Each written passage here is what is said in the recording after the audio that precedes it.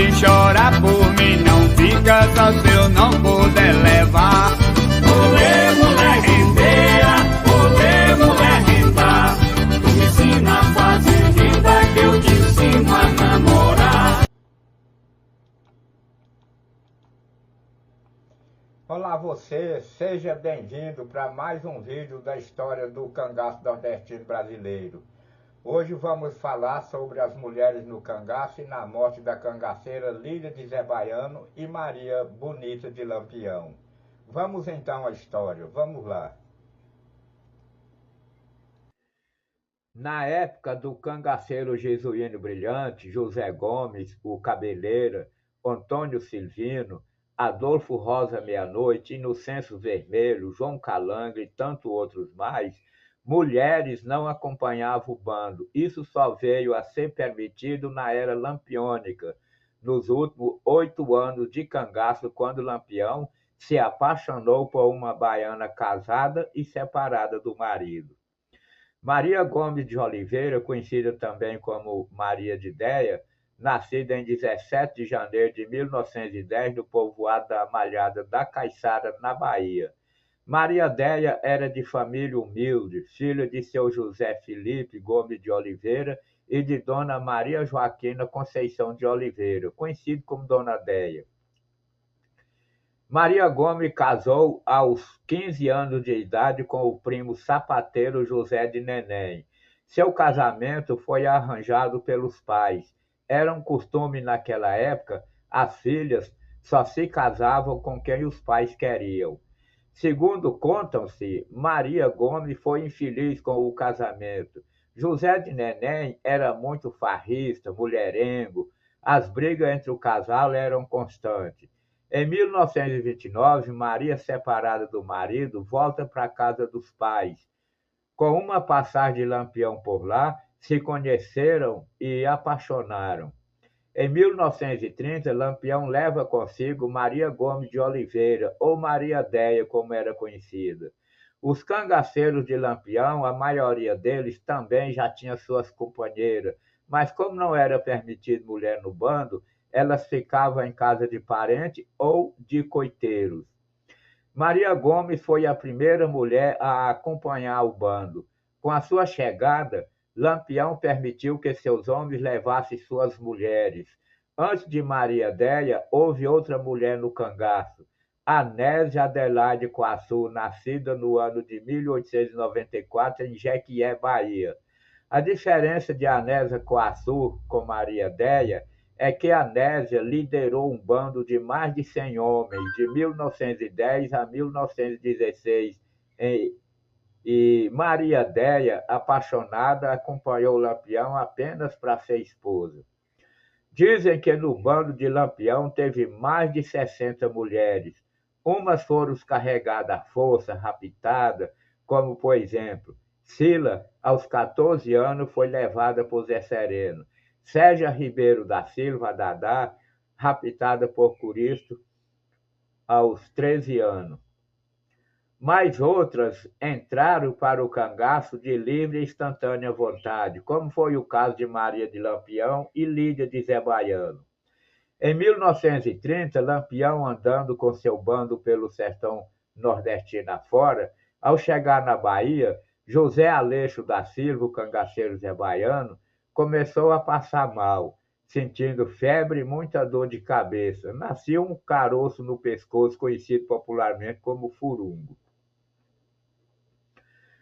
Ao chegar na casa do coiteiro Luiz Pereira de Souza e Dona Maria Rosa, conhecido como Dona Baló, Lampião disse: Luiz, cuida desse cabra para mim, se ele morrer, vós me ser em terra. E prosseguiu sua viagem com os outros cangaceiros. Zé Baiano foi muito bem cuidado pela família de seu Luiz. A filha caçula, de nome Lídia, uma linda menina de 15 anos de idade, ajudava a mãe a cuidar do cangaceiro. Pegava folha de pimenta, muqueava no fogo, untava com azeite e colocava sobre o furungo e cobria com outra folha maior.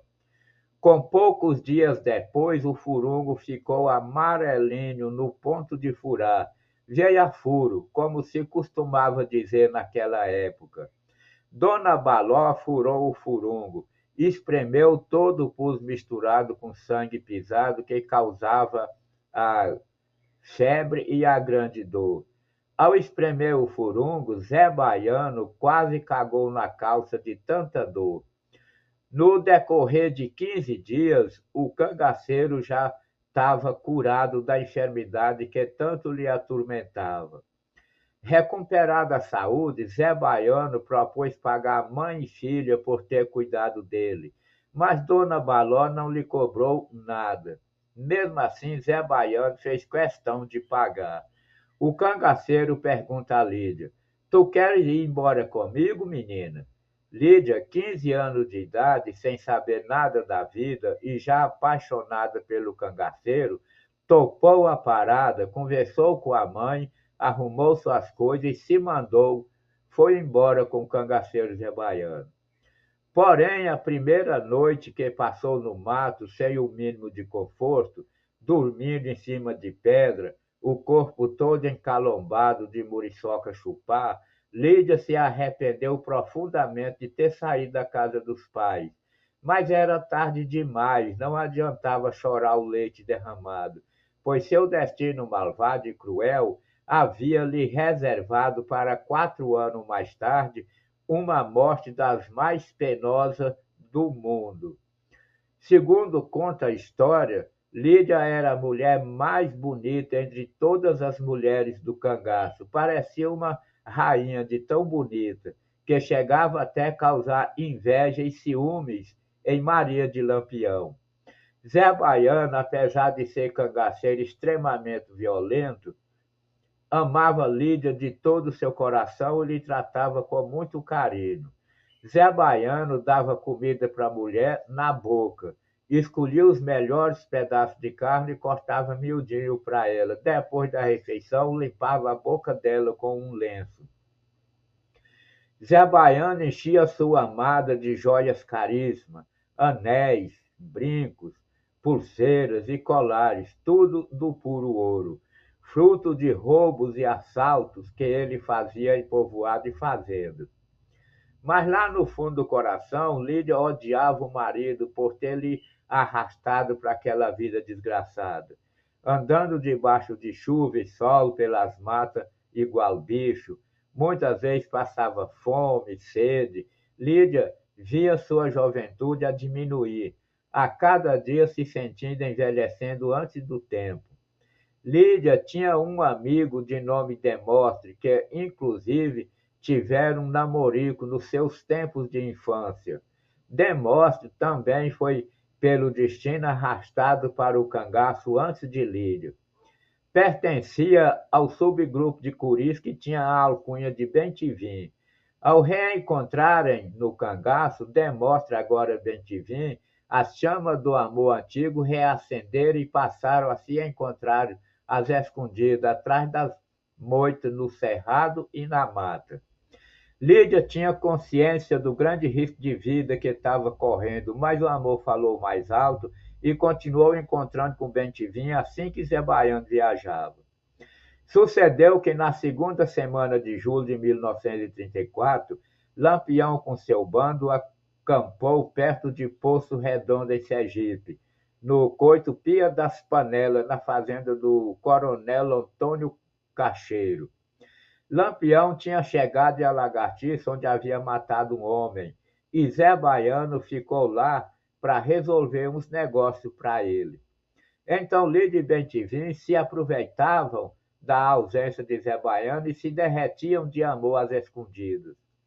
O romance de Lídia com Bem-te-vim durou longo tempo, mas, para a infelicidade dos dois, um cangaceiro alcunhado de coqueiro passou a seguir os passos de Lídia e flagra os dois atrás da moita. E assiste tudo. No final, Bem-te-vim sai para um lado e Lídia para o outro, para no acampamento ninguém desconfiar.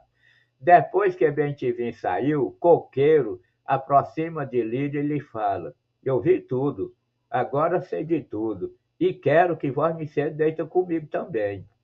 Lídia, mulher de personalidade forte, responde: Vai te catar, cangaceiro nojento, jamais deitarei com um homem ceboso igual tu. Coqueiro retruca dizendo: ou vai me ser deita comigo, ou eu conto tudo para Zé Baiano quando ele chegar da viagem. Lídia responde firme: pode contar até pro capeta, morro, mas não deito com vosmecê. Quando Zé Baiano chegou, junto com os outros companheiros em torno de uma fogueira, comiam carne assada, bebia cachaça, outros jogavam baralho. A farra estava boa e animada, quando o coqueiro denuncia Lídia dizendo: Zé Baiano, sua mulher está lhe traindo com bem-te-vi.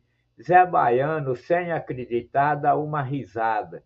Depois faz uma pausa, olha para a mulher e pergunta: é verdade o que esse cabra está falando, Lídia?